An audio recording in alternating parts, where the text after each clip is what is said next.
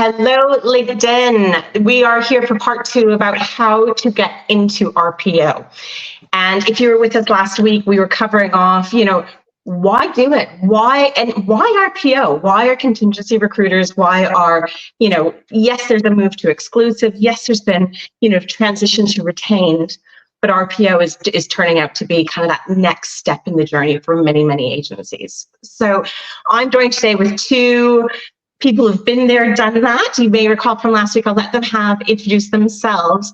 I, of course, am Christy Perrott from Thrive Recruitment Marketing. We work with businesses, recruitment businesses, as the name suggests, to really, grow their operations. And obviously the RPO piece is something that's very near and dear to our hearts. So I'll pass it over to Katie. Do you want to introduce yourself to everyone?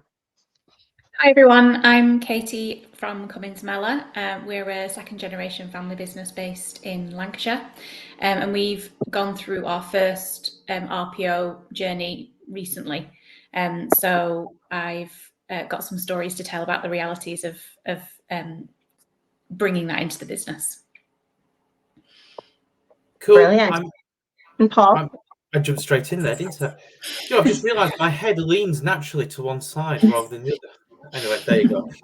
Paul, been in the industry sort of 25 years, worked for multiple agencies and worked in-house as well. Passionate about RPO and RPO solutions, part of the North Star Group, which includes my colleagues Miles, Tina and Neves, offering a bit like Christy does, services to recruitment agency owners to just help them be, super efficient and better and grow the business where appropriate, or sometimes just be more efficient. And RPO is one of the areas and one of the channels that you can leverage to grow your enterprise value and get out of this mosh pit of this contingent recruitment model of just, putting a lot of effort in and not getting a lot of return in some cases. Mosh pit, what an excellent visual. It's probably pretty accurate, isn't it? So, Paul, let's start there. What's the big question on everyone's minds? How do you actually start? It's a good question. And I've just been talking to a lady this morning who reached out to me following the part 1 event we ran last week. So for me, it's got to start off with strategy, right? You've got to be clear on why you're doing this. What impact is it going to have in your business? What do you want to achieve, by when, and how much?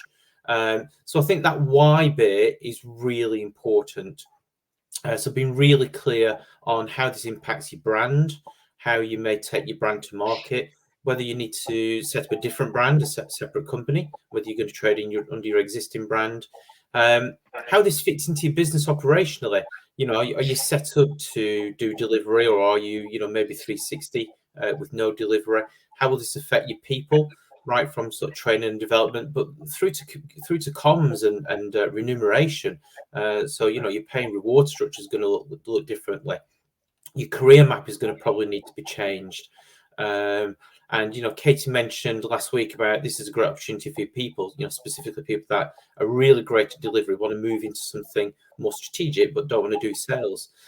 So all those elements, I think, are really key to flush out early doors about understanding the why and the how it fits in the business and what you may wish to consider and what might be impacted. And it's usually a little bit more than what people understand from the onset. And it'd be interesting to get Katie's perspective on that, just in terms of how it's impacted sort of pay, remuneration, career structure.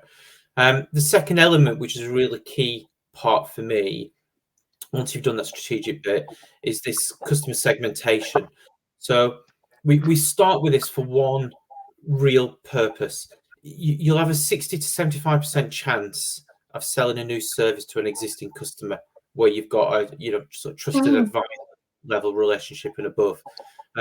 Where you haven't, and where it's a cold relationship, you'll have between 5 and 15. So this isn't to say that you may not at some point need to use your brand and go to market leveraging and promoting the service to new and existing customers, but initially it's about understanding where you've got existing relationships. And we have a customer segmentation methodology.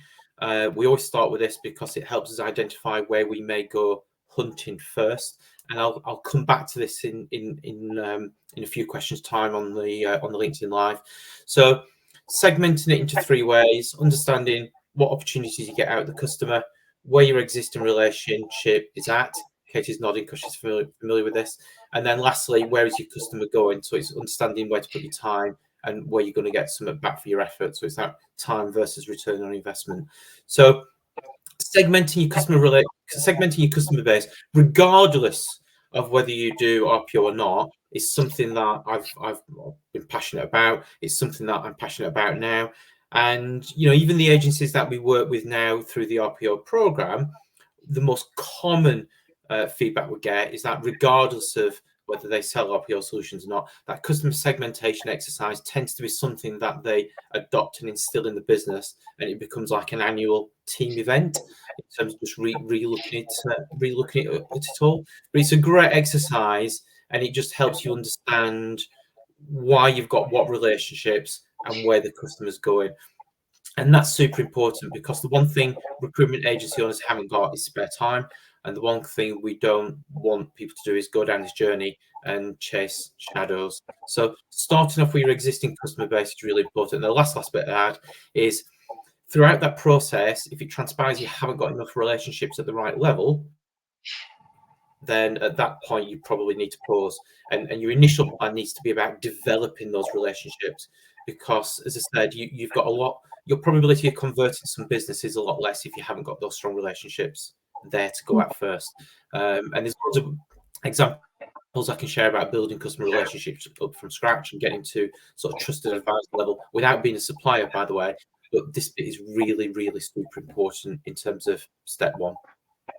Yeah, you know what, and I'll just echo what you said about the customer segmentation piece, RPO or otherwise. I was at an AppSco event last week with a room full of recruitment leaders and marketers, and it was a hot topic just in terms of marketing and how to get more out of your marketing. So definitely a good exercise. Katie, you've gone through this exercise with Pop. How has that helped your business?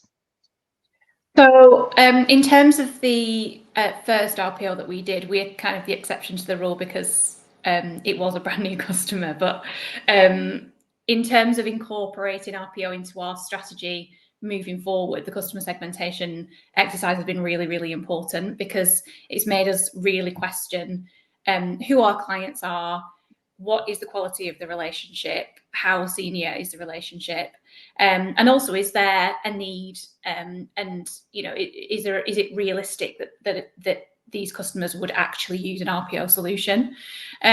So it's something that we did with the whole team. It's really, really good exercise to do with everyone in the business, because, and I would even include finance in that, and the people who are collecting the money, and because they have different understandings of what makes a good customer. And it brings everyone together and have really honest conversations about the quality of the relationship. So you then end up with this sort of kind of organization of your clients like you've never looked at it before. And it does make you be honest with yourself about, is this realistic? Are we actually going to be able to take this to market and have conversations about RPO with our customers? And the reality is that you're not going to have, probably not going to have hundreds and hundreds of people that you can call up and start a conversation about RPO with, but you don't need hundreds and hundreds. So it's just a really good starting point, so that you're channeling all your energy in the right place. Excellent. So Paul, you've done the segmentation piece. You've added to what Katie was saying, and getting finance and other parts of the business together. What's next?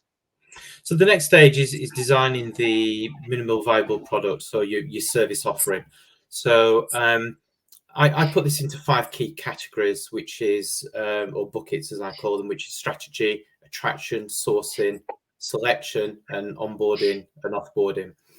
And it's really then trying to understand within your existing business what tools or techniques have you done, do you do, what do you provide, what do you not provide, what do you think you could provide, what do you think customers might wish for, you know, if customers could build it themselves, what would it include? I'll give you a couple of examples. So under strategy, as an example, you might put an EVP audit as one of the services under the strategy bit. There may be some, interview training, or some work around talent mapping, or mapping the market, competitor analysis. All these things might sit under the strategy channel. The job boards would be under sourcing. The testing and screening would be under the selection, and the things like keeping in touch with people, the week 1, week 4 check-in might be part of the onboarding. So breaking down what you've got in the existing business is really important, because this starts to layer up your service offering. And it's not to say you've got to have everything from day one, but it's including everything you can do, everything you have done, and everything maybe you should do. So you're building out almost like this sweetie shop of all these possible sweets that a customer might buy. And then I'll sort of talk about, how you take it forward into the next step. But getting that out is really important. And sometimes as recruiters, we forget just how much we do. So I was with somebody yesterday, and they do a lot of market mapping. They do a lot of competitor analysis. That they just do it and give it away for free. They don't package it up as part of the onboarding bit. Some agencies do things like coaching. So, with critical hires, they'll give somebody a business coach, or you might do a disc profile. All these things are part of the service offering that you can build up. So that's the next phase for me, is starting to break down your minimal viable product into those 5 categories. Some people use different categories, by the way. You might end up with 7 or 5, but those 5 tend to be fairly consistently used, and that's something that I've used when I've sold RPO solutions. Brilliant. I think that echoes very much there's this trend towards productization. You and I actually got on a conversation with someone on LinkedIn last week on it, didn't we, Paul? But it's, from both where the market is heading, the expectation, particularly if you're going through procurement, that they want to, that there's automation and AI is kind of pushing down, it's this downward pressure on services. So if you can create this product that sits alongside, not only is it going to help you in a pricing discussion, it's going to help you, again, on that eventual, if you do have an exit strategy or something in the longer term. So Katie, how did this play into what you built as an offering? This was a huge piece of work, actually, but really, really important. And I can't believe we didn't do it sooner. But what it actually enabled us to do is, it didn't just help with us defining how RPO fit into our business, but it helped us sell more retainers and other services, because we'd properly mapped out what was involved in each level and depth of service that we offer to our customers. So we used, similar to the 5 buckets, and we actually created 3 main service offerings, which include different combinations of the 5 buckets, if you will. So our full kind of RPO outsource solution includes everything. But then if we strip out some of maybe the strategy stuff, or some of the very, very targeted headhunting and stuff that you would do more in a retained search, we were then left with what actually is our kind of core service and our contingent business, which is still really important. So we were able to kind of package up things that we were already doing, and like you said, productize them. We've come up with some simple names to describe it, and it's helped not only our customers understand what we can do for them, but also it's helped our team understand what we can do for our customers, and be able to sell those services better, because it's very logical. Because the thing that stood out to me for a little while at the beginning, when we started doing our first RPO, was we were a contingent recruitment agency, and then we just had this sort of random client bolted onto the side that we were doing this completely different thing for. And it didn't make a lot of sense when we were trying to tell the story of what we do as a business and where we were going. So this exercise has been transformative actually for the business, and probably the thing that had the most impact, not just on selling RPO, but everything else in the business as well. I think Amazing. that's it's really interesting, that, because I think what Katie's described there is how you can get from contingent to RPO, and there is a step in the middle there which is moving more to, you know, retained or contingent plus whatever you want to call it. And it's a great way to build your relationships up, because if somebody's going to outsource their recruitment, they need to trust you, right? They're only going to trust you based upon, you know, how they feel about you and the results that you've delivered. So what Katie's described there is a great way to move a customer through the life cycle, building up, layering up the trust, and then at the point where you've got that trust, then you can say, we already do this for you, you know, why don't we do that for you? It's a great way. Great business. Just to build on that, before we move on, a real life example of exactly that happened last year, where we defined our service offerings, and we went and pitched essentially for an RPO with a client, and they didn't want to do it straight away, but we actually ended up working on a retained basis for quite a large number of roles for them, and we'd never worked with them retained before, and we wouldn't have got that opportunity if we hadn't gone in with that approach and we hadn't sort of aimed high. So even though we didn't initially get the opportunity to do the RPO, we're still working with the customer. The quality of the relationship is so much better than it was when we initially started, and it is a stepping stone approach. So we've experienced that firsthand very recently. Amazing. And speaking from a marketer's point of view, you've just created a fantastic USP and differentiator from someone else, right? You know, we always struggle as an industry. And I think people always kind of defer to, well, it's our people. It's our people that make us different. And that can very well be true, but it's very, very hard to quantify that or qualify that for the end customer until they've already worked with you, you know. And the other point is that it's scalable. You know, there will be turnover in your business. You are always at risk of your people leaving, and you've now created something that can be repeated. You know, still need good talent. Don't get me wrong, but it's an asset. You've created an asset for your business. So really, really great, Katie. Paul, now we have these elements together. What's next? We need to go to market with this. What does that look like? Well, there's a step before you go to market. So we've done the strategy bit, we've done the customer segmentation bit, we've built the product offering out. There's now a really key important step, and my business partner Miles Lloyd introduced me to this theory, which is called the Kano analysis. It's on the North Star People website under the Insights page. It's a guy from Japan who was Six Sigma, very much into customer satisfaction, so NPS score and everything else. And it's a great way to test your product offering. So as a recruiter, I've definitely been guilty of thinking I knew what a customer wanted and pitching what you want, and then they go, oh, I didn't quite want that, and you're like, what? And you're almost like, you do want it, and they go, no, we don't want it. So the analysis is a way to take your product offering and put it through a structured process to get customer feedback and customer insights. And the reason why we started the customer segmentation exercise at the start is that your upper sort of right quadrant of customers, where you'll end up with, is this is where you should go testing your product offering with. And the Kano analysis is about asking customers for their insights, their wisdom. Better yet, once had anybody who's not, taken me up on any offering not taking me up on any requests where you say, can you help me build a new product offering out? We're trying something. We're going to test it in the market. We'd love your feedback. You're a thought leader. You know what you're on about. We just love your input.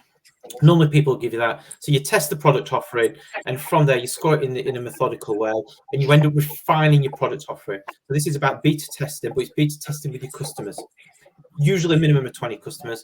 And what you typically uncover is that throughout those customer conversations, you normally find one or two or three or four that will go, do you know, Smith, If you do that, will you let me know? Or actually, now I've been having the conversation with you, I'm more interested in it than ever before. So once you've built it, can you give me a shout? So it serves two purposes. It helps you flush out any short-term wins, but it helps you use your customers to refine your product offering. And even today, when agencies do this, they come back with results, and I'm like, wow, I never thought they didn't want that. So it's just really, really important to get your customer feedback on your product offering. Brilliant. Katie, do you have anything to add to that? Was an experience you undertook? I would just echo that what the customer wants isn't always necessarily what you think they want. And one of the benefits of mapping out your service offerings and really get kind of understanding the different component parts of the different services that you offer is that you can sort of tailor a solution to an individual business quite easily if you're quite confident in what all the different component parts of your service offerings are. Because I think one of the things that I definitely was nervous about in the past was going off on lots of different tangents and doing lots of different things for different businesses. But almost psychologically, when you've kind of mapped out what we could do for what a service involves and the different steps that are involved in it, and then a customer comes along and actually says, I only want these 3 bits of it, it doesn't feel like you're offering one thing to one customer and one thing to another customer, because you've consciously picked the bits that you do well. So the customer's getting exactly what they want, but you don't have this situation where you're doing loads of different things and going off on lots of different tangents. So that's really helped us basically solve our clients' problems and actually give them what they need help with, rather than just saying, this is what we do. Do you want to use us? And once again, it's scalable. So, Paul, going back to my initial question, going to market, are we there yet? Is now the moment to test it out?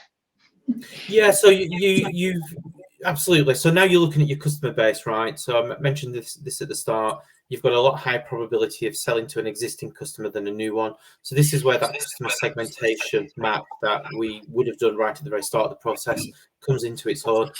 And that's where we go hunting, right? So, again, we've got some process and procedures. Some people use this, some people don't. It's based on Miller Hyman sales techniques, and Miles runs those sessions. So it's all about understanding your buyer persona, the pain points, how to pitch, how to tailor it, how to make sure it's going to hit that sweet spot. Because what normally happens is with RPO is you frequently get one chance to pitch, and if you get it wrong, it'll be another 12, 24 months before you get that chance again. Or you've got to wait for somebody to move on, or, things change in the business. So getting it right and hitting those pain points straight away to get people to go, oh, that's interesting. That's super important. So some agencies do loads on sales and sales techniques, some agencies less so, some agencies are mature, some agencies less mature. All depends on the individual agency themselves. But understanding that bit in terms of how to take it and where to take it, you've got the where, because we've done the segmentation. It's just the how bit that sometimes needs a bit of work. Yeah, and I'd imagine pricing is a big one in all of this. Yeah, not for the end customer, but for the agency themselves. How do they do it? Yeah, 100%. I was asked this question this morning. So the question I was asked is, is it worth doing? Am I going to make some money out of it? And the answer is, if you're not, you're doing something horribly wrong. So I think there's two things. You should be looking at a minimum 34% gross margin on these products. So, most agencies, depending on sector, will be somewhere between 16 and 18. So the gross margin's a lot higher. Because you are thinking about how you're going to deliver these solutions and you're segmenting the work, then your conversion of gross margin to profit should be a lot higher as well. So from a profitability perspective, this is, believe you me, a no-brainer. Not only that, but it helps you grow the enterprise value of your business substantially. So, this is probably times in by 3, if not 4, the valuation of your business. So this is growing the value of your organization. Whatever you want to do downstream, this is increasing the value. So you'll absolutely make money out of it. And we said on the part 1 that one of the main reasons for doing this is to get that recurring revenue. What you would normally do when you've built out your pricing model is you'd have an element which is going to be management fee. So this is a fixed monthly fee. And, that would be somewhere between sort of 40 and 60% of the overall costs. So it's a risk and reward model. You've got to deliver. There's no hiding places here. If you have a role, you haven't filled it.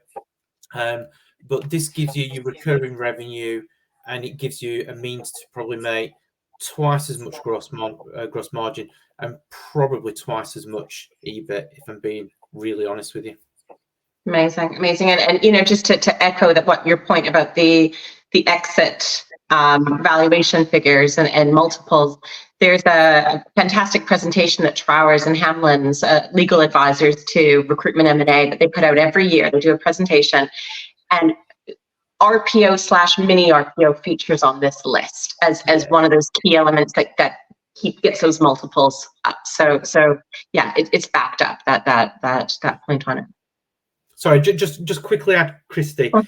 Making sure you build the pricing up from the bottom is really important. So understanding your people costs, your operational costs, having all the sourcing data mix, building out a mock P&L, understanding all those costs is really important. So this isn't a finger in the air job. I think it's this. This is doing it in a really methodical way, and we do this helping agencies build the cost up from the bottom up. You can't just do it top down, otherwise you are in danger of doing a lot of work for not a lot of profit. Yeah. This does sound like a bit of upfront work. However, Katie, how did you attack that? Was it obviously achievable, but I'm sure you put a lot of work in. Yeah, I mean, in terms of the pricing specifically, we did a full P&L, and we still have a full P&L for the account, and it was absolutely the right thing to do, because you really think about all the things that might be unexpected, or but I mean, Paul's absolutely right. It's a great way of increasing your average margin, and to be quite honest, it's really refreshing to be able to accurately forecast because you're just so used to making well-educated guesses ultimately, and going into each year looking at what you did last year and thinking, okay, we want to grow by this much, and to actually know that you've got that recurring revenue, it's a bit weird at the beginning, but I mean, then you start to think, right, this is a no-brainer. We need to get more of this. I can't believe we've been operating for so long without this kind of guarantee. So that's specifically on the sort of pricing side of it. But then in terms of the plan and just practically starting, it is incredibly overwhelming at the beginning, because there's just so much to do. But I think if you've got a strong team and you're playing to your strengths, and you've got people who can, do a proper project plan and think about all the different things that need to happen, and, visually display that and get everyone involved in the project, bought in and taking accountability for their different areas, then it's like any large project. You just work through it, you keep everyone accountable. I mean, I am certainly not the person to put together that project plan. That is not my strength at all, but I've got a really, really amazing member of my team, Sammy, who coordinated all of that, and that's right up her street. It's perfect for her. So we worked as a team, and we got through it. Yeah. And did you feel, obviously, even there's a shift in mentality internally on our teams, but also probably for a lot of businesses that have never done RPO before. Were you met, or either of you jump in, were you met with any resistance? Did they understand the value? Were they open to obviously, what could be quite a relatively large outlay on their part? Yeah, we did. We made sure that we did a lot of work to get everyone's buy-in on both sides. So everyone who was involved in my team, but also everyone who was involved on the client team. We spent a lot of time communicating what was going to happen, what were the benefits to them, how it was going to impact them personally as well in their roles, so that when we would come together, we had a weekly project meeting while we were doing the implementation.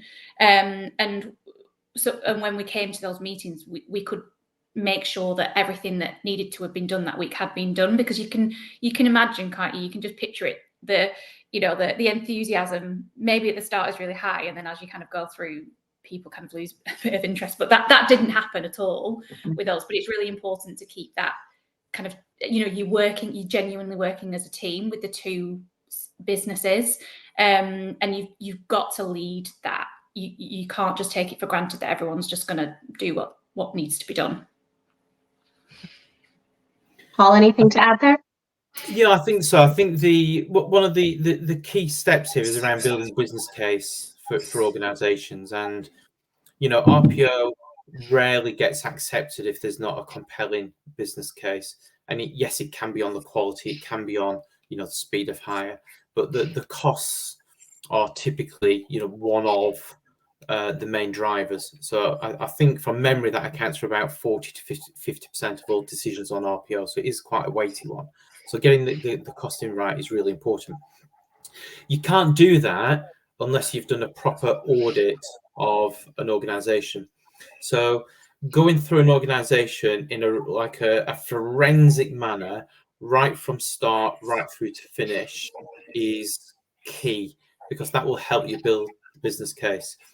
And there's three areas where people tend to either miss or not spend enough time on. So this is looking from the organization out, by the way. So one is the agency spend. So this is ironic. We're talking to agency recruiters and we're going, how do we get the agency spend down? But that's one of the main drivers, right? So if you look at how the big providers, the Alexander Vans, Korn Ferries, Manpower, Adecos, they automatically go looking at the supplier spend first. That tends to be one of the big drivers. And I've been there and done that, by the way. So I've been guilty of that. So looking at that supply spend is really important. But the other one is looking at how much time the business spend on the process. So if you've got HR people spending time on recruitment, which typically happens, you have to monetize that, because if you are outsourcing, then in effect you're freeing up capacity, and you're taking on that burden. So monetizing how much time the organization spends on the recruitment process is key and critical. And the last one I'd just add, which a lot of people don't cover, is if there is any impact on revenue. So if you are recruiting for people that are in revenue generating roles, and the time to hire is 70 days and you can get it down to 50, then in effect you've created 20 days of additional revenue to get those people out quicker and start billing. So you start layering up the business case in that way. You go through the organization from start to finish forensically, mapping everything out, getting all the information. That will help you refine your commercial model, because you'll understand what effort and time is needed to fix those problems, and you'll help the business build the business case to then work out what their cost per hire is, true cost per hire. And then once you've got their cost per hire, you've got your cost per hire, then frequently finance people at some point get involved in the recruitment process outsourcing model, and then you've got something to compare. You've got an apple and an apple rather than an apple and a pear. So I think that bit is really important. The second bit I'd just probably add is, and Katie's covered some of this off brilliantly, by the way, the one area where it tends to struggle is the implementation. And it usually struggles because communication isn't as good as what it needs to be. So having a really clearly defined process to take your customer through, and Katie's referring there to change and the level of knowledge in terms of what the customers have got, but they may have some values. They may be adopting, in Katie's example, the Cotter's principle around change and transformation. So you almost have to start adapting the way you work around the organization. This is the sort of tipping point. And then you building out a project initiation document or PID document, making sure the scope of service is really clearly defined is key. Getting the customer to sign that off is key. Otherwise, you'll get service creep if you're not careful. Understanding in the project plan who are the key stakeholders you're communicating with, who's involved in what work stream, finance, legal, process, sourcing. Getting all that sort of mapped out is really key. setting each work stream project objectives is really critical, and then getting some mechanism to feed back and get updates to funnel the communication back to the top of the business is really key. So communication, you know, when you've got the thumbs up from a customer, that's like half a job. The other half is like, you're going to have to communicate the arse off this, and seriously, like, repeat, and make sure you take people on the journey with you. Really important for stakeholder management. But the one single area where you can hit a common brick wall is the manager buy-in. And so if you're over communicating, you're hopefully taking people on a journey, you're explaining everything and sharing. What you don't want to do is have a pocket full of managers that are resistant and anti outsourcing, because they'll make it frigging hard work. So getting that communication is really important. And the roles and responsibilities, which are clearly defined in the project document and the PID document, helps you get the commitment from the customer in terms of time and energy, because you can't do this without their inputs. You know, you're going to be asking them for policies, process maps, finance data. You know, they've got the day job to do as well. So it's just that initial bit, for me, really super important. And Katie implemented her first one, and I mean, we haven't spoke, Katie, but I don't think you had. I know you had the initial panic, but I think you implemented it. I don't think you didn't. I mean, you didn't call me, so I'm assuming everything went through. Yeah, it did go fine. It was absolutely fine. But it was definitely, there were a lot of things to keep on top of throughout the process, and lots of things to think about. And it probably, for me personally, it's probably the biggest project I've run in terms of stakeholder management and the different motivations of the different people involved. So it was a challenge, but it was fine. We got through it. Brilliant. Two areas where we're getting close to end time, 2 areas still to cover, and that is employer branding and EBP we've kind of touched on, as well as the technology side. You know, let's start on the employer brand. How important is that, Katie, that the end client's employer brand is, you know, in a good place that you can work with it? I'd say that's really important, because it makes our job so much easier if they've already got a strong employer brand. And there might be things that you can do, you know, quite easily to increase their coverage of the market, and, you know, things like that. But I think generally, if the sentiment and the feeling around the company is good, then it's going to be a much easier client to work with. And we've been very lucky that we've had clients with amazing employer brands. So I'd be very careful about doing it with someone who there was any sort of question mark around what their reputation was like as an employer. Mm-hmm. And Paul, picking up from that, what happens if you do have a client who doesn't have the best EBP or employer brand? What's next? Well, you've got this is all part of the audit, right, in terms of getting under the skin of it. But you know, you've got two potential solutions. You either need to do it yourself and fix the problem, or you need to bring an expert in.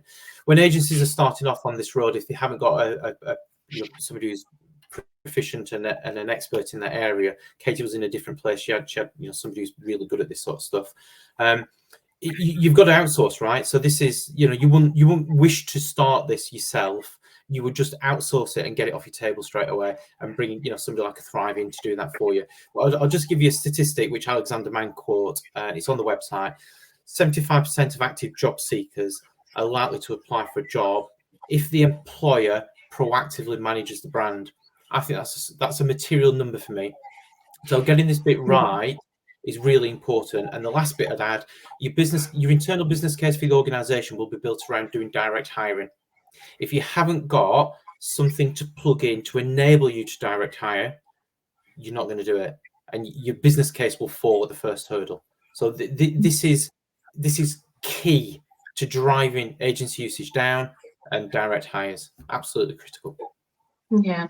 Well, thank you for the plug on that one. But you know, maybe I'd add to that is what are you selling? You know, at the end of the day, this is marketing. This is a commercial transaction. You are selling the business to potential employers, selling quotation marks. You know, so an EVP is much more than just listing the benefit statement. You know, it's not like, oh yes, this many days holiday, this is your salary. That's not an EVP. And you know, even to the point, especially with kind of, you know, larger businesses or even businesses that fall quite firmly in that medium-sized business, you almost can be having these mini EVPs by department. It's a very, very different experience probably as a salesperson versus working in the finance department. And how do you articulate that? And particularly, of course, what are the drivers? Who are, you know, where do you start?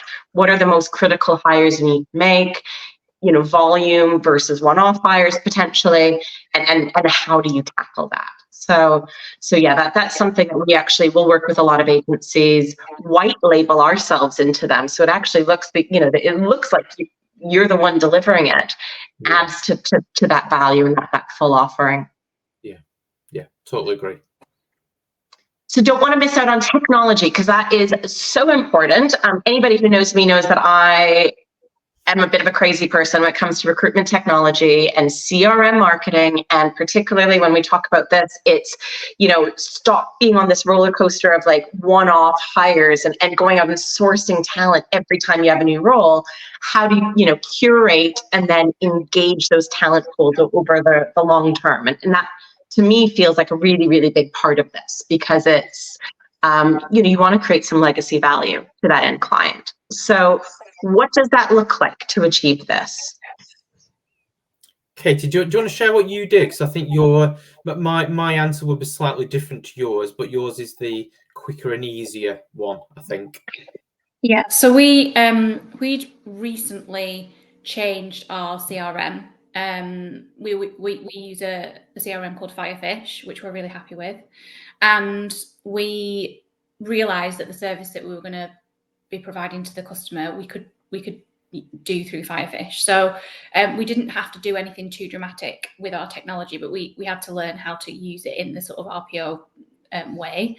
But what we liked about it was that we could quite easily implement that access to direct hiring, because we could integrate a jobs page onto their website, and then the candidates would feed into the CRM. We can really easily direct market to the candidates. You know, the clients can log into a portal. It just so we already had the technology in place. There's definitely other options out there, and it's not to say that would be suitable for the next project that we do, but we already had the CRM in place, and we decided to use the same one. Yeah.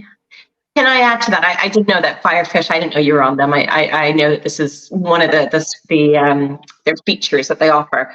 But what you're talking about here is that you have, you know, effectively this walled garden, because, you know, if you are recruiting all these candidates on behalf of this organization, they can't just sit in your CRM. You know, you've kind of really, it really is almost an ethical dilemma. You've recruited for this organization, and yet you take them and you're using them for all your other agency opportunities. It may not sit well with some companies. It may be fine for others, but it is that walled garden that you can keep it. It's like a container, isn't it? Contained the candidates that you're acquiring and attracting for that business can stay separate.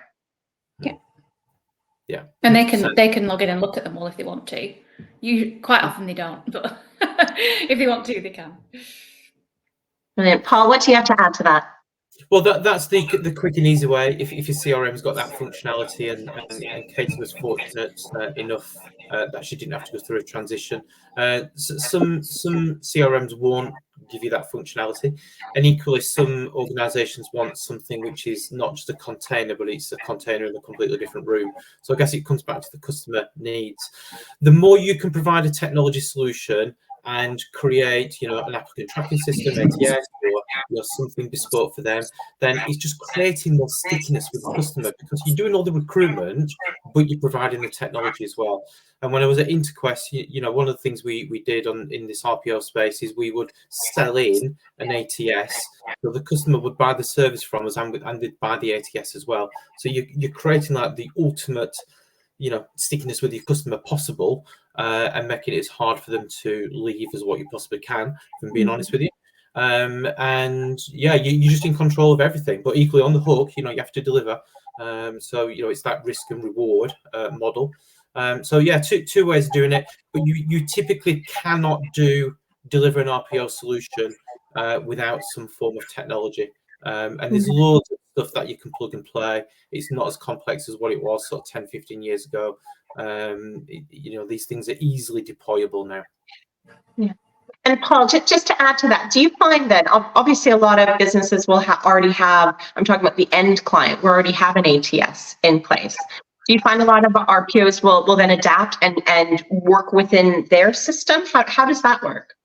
Yeah, 100%. If the customer's got one and it's working, it's fit for purpose, then you would leverage their ATS 100%, because RPO is about adopting the identity of the customer and taking on that role as you would do if you were actually working for them. So yeah, you'd use that. But I'd probably say, depending on your market, a lot of organisations, specifically in the SME space, that don't have an ATS, they sometimes don't even have a HRIS. So this is an opportunity to, particularly for the SME recruiters, to actually sell a technology solution as well. And the advantages around the technology, people love shiny new toys. They get all excited about technology, dashboards and mobile screens and everything else. And they love it because they can see you properly building something for them, rather than coming back to your point, which is, siphoning data off or putting it in a container in your house. You're actually building a different house. It all comes back to what the customer wants. Good. Well, that is a great probably summary of all of our discussions over the last two sessions, as well as separately with each other. Katie, Paul, we are at time, again, flying by so fast. Any final thoughts you want to leave with the audience? I would just say that there is help out there, and use the help available to you. Paul is very, very knowledgeable about this, and incredible coach and guide through the process. So definitely reach out and get the support that you need, because it is completely possible, and it can be completely transformational for your business. That's lovely. Paul, what would you add? I've got goosebumps listening to that. I would just say, don't procrastinate, right? This is a market that is growing. We covered this off last year. Katie and I had this conversation just after lockdown first. I'm not saying she procrastinated, but she didn't believe. And she's in a different place now. So just don't be one of those people that drag your heels and say you want to do something, but don't actually do it. The organizations that do well in a downturn are those that cut costs, really focus on efficiency, and then invest. The ones that don't invest come out of a downturn a lot slower than those that do. Yeah. Excellent final point. I think, just one last final point, that really echoes, there's a book, I don't know how to pronounce his surname, Eric Ries or Eric Ries, but it's the lean startup. It is talking about, you don't have to get it perfect. You don't need version 10.0 to go to market. You need to go with that MVP, that minimum viable product, version maybe 2.0 after you've done, like you said, Paul, working with, doing kind of your test with your friendly clients. But yeah, go for it. I think that's probably the moral of the story in all of this. So with that, everyone, it has been an absolute pleasure. Paul, Katie, thank you so much for joining us. And we are going to, this link does stay open on LinkedIn, so you're able to come back and revisit if you'd like. We're also going to be sending it to anybody on our database and little snippets along the way. So hopefully some nice learnings if it's an area you want to get involved in. Thank you very much. Thank you. Thanks, everyone. Bye. Bye-bye.